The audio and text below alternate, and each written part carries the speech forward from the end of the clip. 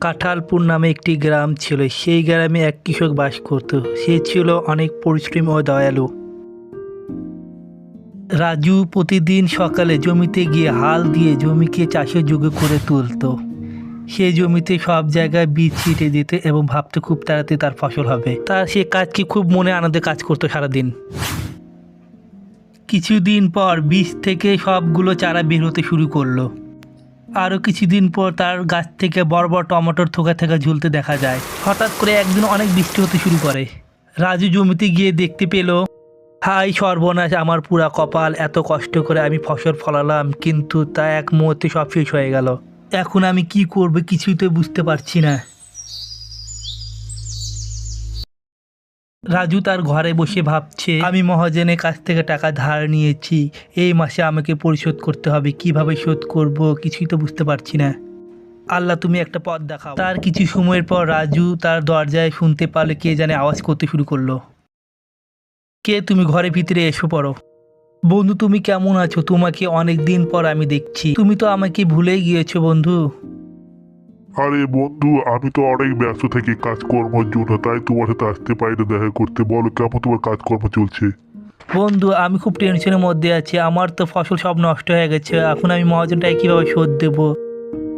বন্ধু, তুমি এত টেনশন করো না, আমি তোমাকে সাহায্য করব। তোমাকে টাকা দেবো, নতুন একটা বিরিয়ানি দোকান খুলো, অনেক চলবে।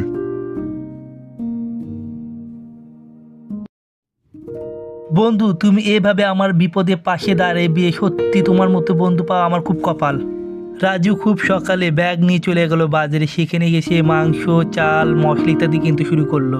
অনেক সময় ধরে সে বাজার করতে শুরু করলো এবং ভালো জিনিস সে কিনলো। রাজু খুব সুন্দর রান্না করতে পারতো। সে তাড়াতাড়ি রান্না করা শুরু করলো। দুপুর বেলাতে রাজু তার গাড়ি নিয়ে বাজারে চলে গেল। বিরিয়ানি নেবেন? বাড়ি বিরিয়ানি মাত্র 30 টাকা এক প্লেট বিরিয়ানি। এরকম বিরিয়ানি আপনি কোনো দিনও খাননি। আমি রাস্তা দিয়ে যাচ্ছিলাম, তোমার বিরিয়ানির গন্ধ শুনে আমি পাগল হয়ে গেছি। কত করে প্লেট বিক্রি করছো বিরিয়ানি ভাই? মাত্র 30 টাকা এক প্লেট বিরিয়ানি। দাও তো দেখি এক প্লেট বিরিয়ানি।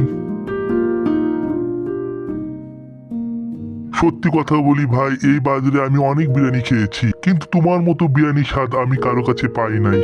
তোমার হাতে জাদু আছে, যে তোমার বিরিয়ানি একবার খাবে সে তোমার বিরিয়ানি খাতেই থাকবে। দেখতে দেখতে রাজুর বিরিয়ানির এতই সুনাম হইল যে শহর বা গ্রাম সব জায়গা থেকে রাজুর বিরিয়ানি খেতে আসতে শুরু করলো।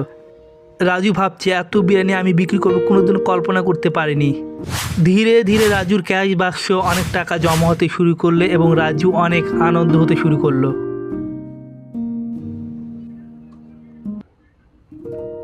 রাজু, তুমি কেমন আছো? তোমার তো বিরিয়ানির সুনাম চারদিকে ছড়িয়ে পড়েছে, যে খাচ্ছে সবাই পাগল হয়ে যাচ্ছে। তুমি অনেক পরিশ্রম দিয়ে কাজ করছো।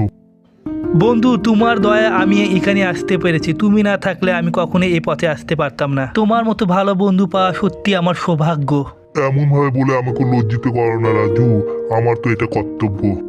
কিন্তু সকলের উচিত এই সমাজে সব বন্ধুর বিপদে পাশে দাঁড়ানো।